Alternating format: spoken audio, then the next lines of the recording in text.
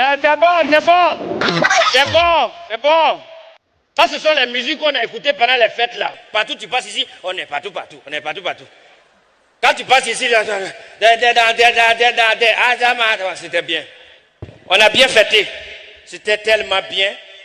Et moi, j'ai mon cousin qui est aux États-Unis et qui est rentré au pays pour les fêtes de fin d'année. Oh oui, donc il nous a invités chez lui à la maison, tout ça. On était assis en train de bavarder. En même temps, on sirotait un peu et tout ça, tu vois. Et puis à un moment, on entend un bruit, bah! En fait, c'est son fils de 8 ans qui venait de casser la télé. Bon, en fait, j'ai dit télé pour que tout le monde comprenne. Hein. Sinon, ce n'est pas nos télévisions où l'image brûle, on est obligé de taper pour remettre les idées de la télévision en place. Non. Ce n'est pas écran plasma non plus. C'est grand-père du grand plasma. On appelle ça home studio. En fait, monsieur le Premier ministre, Papa Mambé, pendant la présidente du Sénat, les officiels qui sont là, tous nos ministres savent de quoi je parle. Maintenant, pour nous là, home studio là, ça commence ici.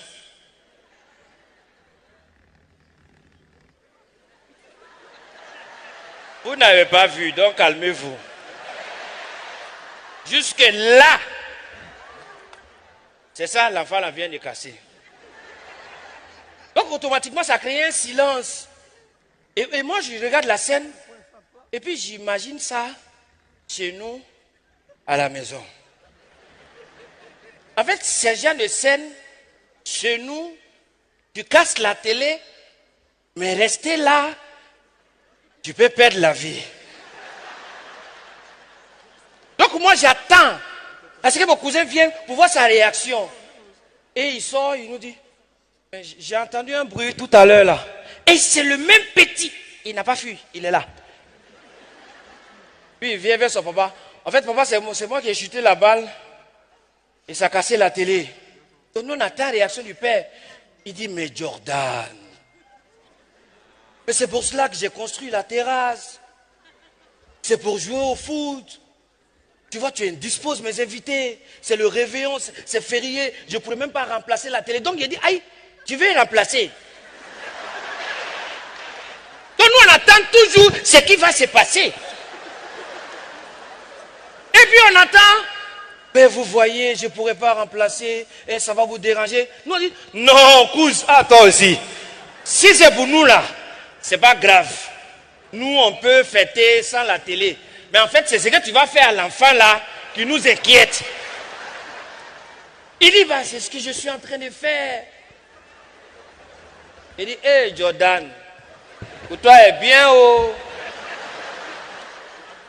En fait, selon l'éducation que moi j'ai reçue, en fait, tu casses la cuillère, mais tu te casses. Moi, j'ai eu la chance comme ça d'être éduqué par ma tante Rokia. Oui, elle est juriste de profession.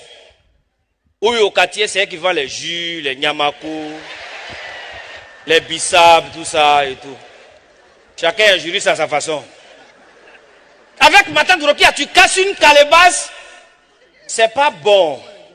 Mais en même temps, cette manière d'éduquer, c'est pas méchant. Hein. Il faut avouer que c'est cette manière d'éduquer qui nous a permis aujourd'hui d'affirmer notre personnalité et de savoir que vraiment l'obéissance est une vertu. J'aimerais qu'on ovationne pour tous les parents du monde mondial. Et c'est pourquoi moi, mon oncle,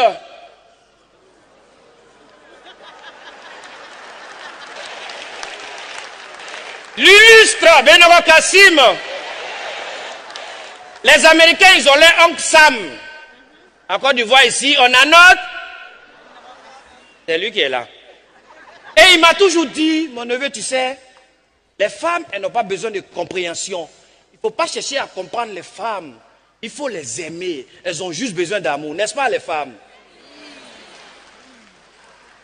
Parce qu'en fait, il m'a dit, la femme, il faut l'aimer. Pendant que tu l'aimes, au même moment, tu cherches à la comprendre. Tu essaies toujours, jusqu'à ce que Tu perds la vie et tu ne vas pas la comprendre. Et c'est comme ça, tu ne peux rien changer. C'est le destin. Et moi, mon oncle, je vous parle de mon oncle, je l'ai connu quand j'étais encore plus petit, j'avais 10 ans comme ça. Et le vieux l'avait fait venir, parce qu'il était malade, le vieux l'avait fait venir pour ses soins. Et à la clinique où il était logé, ils étaient 4 patients dans la chambre. Et un jour, le médecin en chef, il rentre dans la salle, accompagné des parents, il va vers un patient, il regarde le patient, et il dit, bah, on a tout fait, mais je suis désolé. Et on voit les brancadiers sortir avec la prime, avec le premier cas. Ça, c'était à 10 heures. À midi, le même médecin, il revient. Toujours accompagné des parents. Il va vers le deuxième patient. Bah, nous avons tout fait. Mais je suis désolé. Et on sort avec le deuxième cas. Ça, c'était à midi. À 14 heures. Le même médecin, il revient toujours accompagné des parents. Bah, nous avons tout fait. Mais je suis désolé.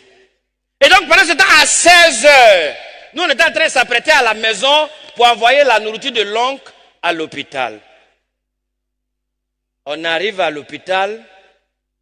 La chambre de mon oncle est vide.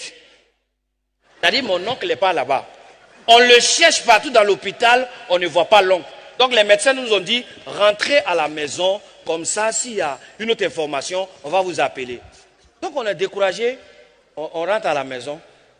À l'entrée de la cour, on va trouver mon oncle, il est assis comme ça. C'est ballon de perfusion là qui est en haut comme ça. Hein. Il est assis comme ça. Donc, nous on est là, on dit, ah, il dit, mais, bon non, mais, c'est toi on cherche. Ah, vous ma cherche. Ah, vous ma cherche. Ah, moi on me désole pas de. Moi on ne peut pas me dire désolé. 10 heures il est rentré quand j'ai désolé. Midi il est rentré quand j'ai désolé. 14 heures il est rentré quand j'ai désolé. 16 heures il reste qui? Je vais partir continuer mon indigénat au village. Mesdames et messieurs, c'était tout pour moi. Merci. Gardez la même énergie pour Prisca. Merci.